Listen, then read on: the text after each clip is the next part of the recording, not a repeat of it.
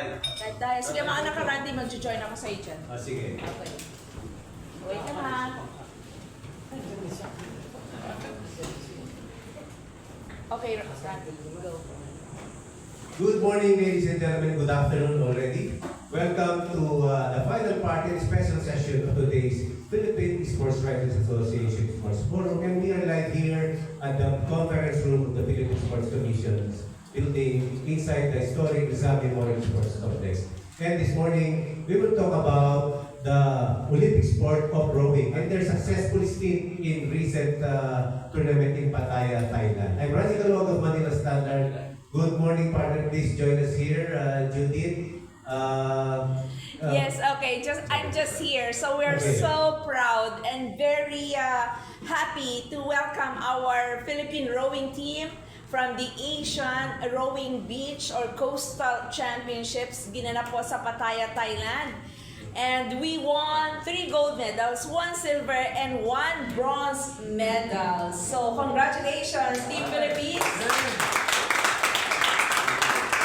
Yes, okay, so we have the coaches first, senior coach Ed Mayrina, coach Benji Tolentino, both Olympians, coach Maricon Fornea, and of course the athletes. Yes, okay, so para lang sa acknowledgement of the athletes, we have Eman, okay, Pilar, and then we have Kyle Olano. Raise your hands. Okay, yes, and then Matt Evan Hogadora. We have also Abona Huerto and Casey Cavides. And of course, our elite women's doubles class, Amelie Pagulayan, Basil Jane Lenton. Welcome to the PSA Forum. And of course, okay, our PSC Chairman, Pato Gregorio, and our Commissioner, Commissioner Fritz Gaston. Hello po, congratulations. Yes, sir.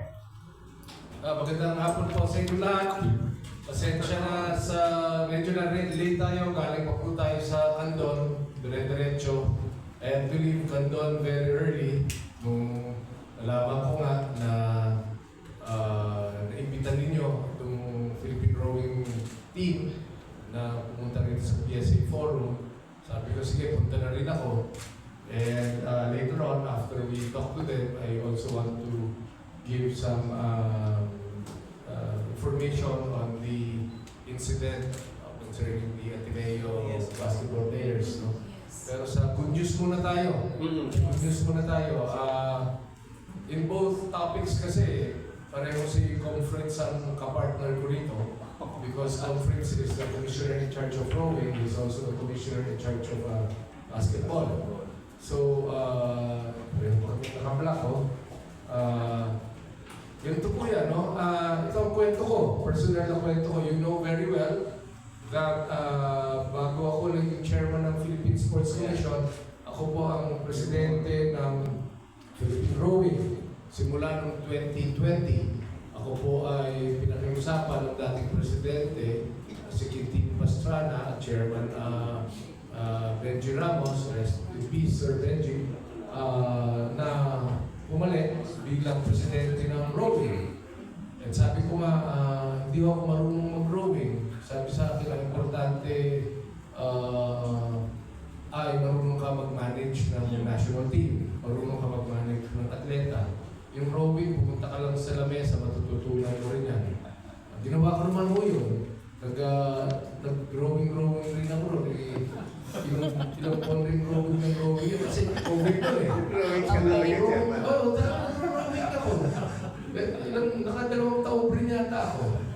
But after that, nung nakita ko na napakagandang sport nito, nung nakita ko na ang ganda nung potential nitong sport na to, sinabi ko, Coach Ed, Coach Con, Coach Benji, ba't di tayo magtatag ng rowing academy outside of La Mesa? So yung ginagawa po namin ngayon sa PSC na regional training centers, nung ako po presidente ng rowing, yan na po talaga yung konsepto namin. 4 years ago, yan na po talaga yung konsepto namin. Sinimulan ko po yan sa rowing. So, sabi ko, kung saan yung lugar ni Congressman Bambol Tolentino, kung saan yung distrito niya, at kung saan yung lugar ni Governor John Vic Rimulya, sa Ternate, May malaking ilog ron. Magtayo tayo ron. Dala tayo ng bangka ron. Tapos, ayan, because si Olympian Benji Tolentino, doon na taga ron yan sa Dansa. It's just a few kilometers away from Ternate. So, ang ginawa po namin, nung sumasali kami sa mga Asian na paligsahan, may mga binibenta sa China na learn to row na boats. Yung hindi natataob. At para siyang inflatable surf boat na hindi learn to row. So, bumili kami naman, tinalanay namin sa Ternate. Tapos sabi ko kay Coach Benji, hanapin mo na yung mga bata dyan. Lagi yan. Kasi yung Ternate ho, doon kami lumaki. Yung tatay kong profesor, may maliit na bahay doon. So katabi ng ilog. Sabi ko, hanapin mo nga yung mga bata niyan. Turuan mo lang. Sige, turuan mo lang. Tapos kung minsan-minsan, napupunta si Coach Edron, si Coach Con. Ang lagi talaga, resident, talagang, Coach Benji. So talagang sinaga ni Coach Benji. Ilang taon lahat na Coach? 3 years? 3 years, sir. 3 years. So, itong mga bata sa likod ko, ito yung mga batang Ternate. No? Mga bata pa yan nung na-discover namin. Nung na-discover namin sila at na-discover nila kami. Hindi ba? Talagang gano'n na. I'm sure hindi nila alam kung ano yung ginagawa nila. Kung ano ba yung rowing. Siguro para sa kanila. Mas magandang isang buwan to kaysa sa mga pangkalog sa Ternate na pinagkukuhan ng talaba. Siguro mas magandang sa buwan to. Mas marami ng talaban na mahuli dito. Mas magkakatignan, no?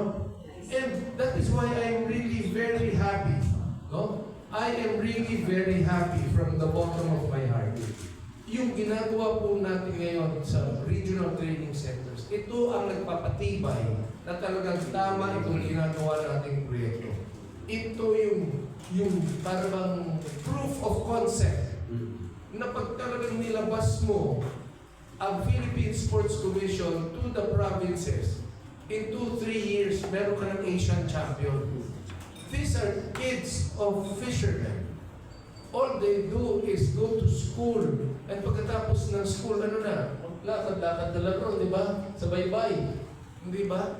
But look at them now wearing gold medals, wearing a Philippine uniform with the Philippine flag, being coached and taught by Olympians and a foreign coach.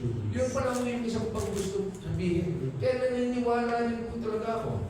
At kami sa PSC, naniniwala kami yan, mga commissioners, na talagang ang training ng mga kabataan with your coaches, national coaches, kailangan po talaga bigyan natin ng suporta rin yung foreign coach inputs. Kasi yun si Coach Alex, bago lang yan eh. Ilan 5 months? 4 months? Di ba? Pero yung confidence na nabibigay niya sa mga bata at yung teamwork na nabibigay niya kay Coach Ed, Coach Ben, Coach Con, talagang lumalabas. No? So ako, very happy po ako sa pagkakataon to, kaya sabi ko nga sa kanila, alam ko you just arrived last night. Gusto na nilang umuwi, sabi ko wala po uuwi. Dito muna kayo, di ko alam kung saan sila natulog, sa Fairview siguro. Di baling po yan. Sabi ko, don't miss the opportunity and don't miss the chance to be acknowledged and for people to know more about your sport, for people to appreciate what you are doing. Di ba? Alam mo ni President Bambol to, distrito niya. Alam mo nung dating gobernador ng Cavite, si John Vic Rimulya. Pinaalam niya na yata kay Governor Abing Rimulya ito. Di ba? Pero kami po, para ma-interview nyo na sila, edi bigyan mo na sila ng magandang sorpresa. No? Di ba? Anong surprise na yan? Anong Hoy!